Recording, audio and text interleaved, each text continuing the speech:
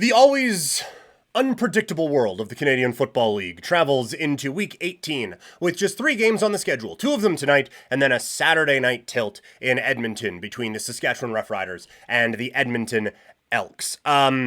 Let's just gonna go quickly because I quite frankly, I've seen the numbers, and I know that the CFL segments don't necessarily thrive on here. So that is why I told you coming in, hey, we're going to talk about some other stuff in a second, but just let me get my jollies off here with the Canadian Football League, and we'll go on from there. Winnipeg taking on the Hamilton Tiger Cats. By the way, for best bets, projections or predictions or whatever, I do have a story up. I'll put it here in the chat, actually. You know, got to promote myself where I can. But the best bets for 3 Down Nation for this week. There's 3 picks that I am going with. You have to go read that to get the official predictions, I guess. So I'm not going to give out any official plays here, but just going to tell you what I think about each game.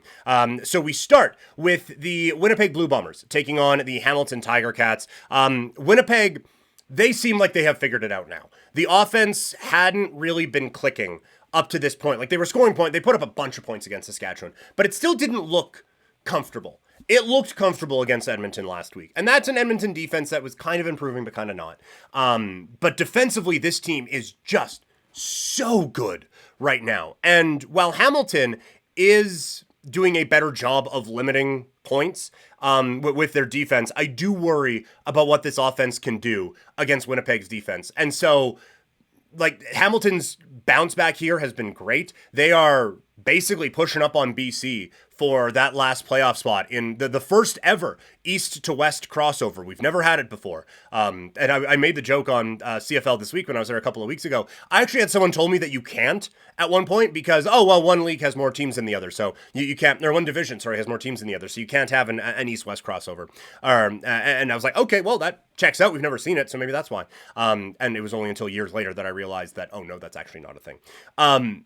Hamilton does have a real opportunity here, but this is a really tough matchup against Winnipeg, and I just think the Bombers are playing as the most complete football team probably in the league right now, so I think the Bombers do end up getting the job done. Calgary going into BC to take on the Lions. Conrad, only prediction, I think, Stamps officially eliminated.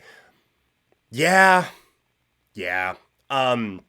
This is tough. The spread in this game was 7, and so admittedly I stayed away from it on the best bets because I don't trust BC to be a team that can put up those sorts of points. Now, Calgary has been doggy doo-doo on the road so far this year, and BC actually has a pretty good home field advantage, which could help them out into November, although it seems like they're going to have to win at least one road game if they are going to get to that point, and that is a road game that they have had challenges with in the past, but we will talk about that next month. For now, it's so inconsistent with BC. One week it looks like Rorick's figured it out, the next he hasn't. One week this defense looks great because they have Betts, and then they get Haladic back, and the defense gives up a ton of points to Hamilton and loses. They have had too many we got this games and have not looked good. And honestly, Calgary was the benefactors of one of those, where the Lions, I think, had their worst game of the year at McMahon and ended up losing 25-24, even though the Stampeders gave them all sorts of opportunities to come back into that game. So I do think BC wins this game,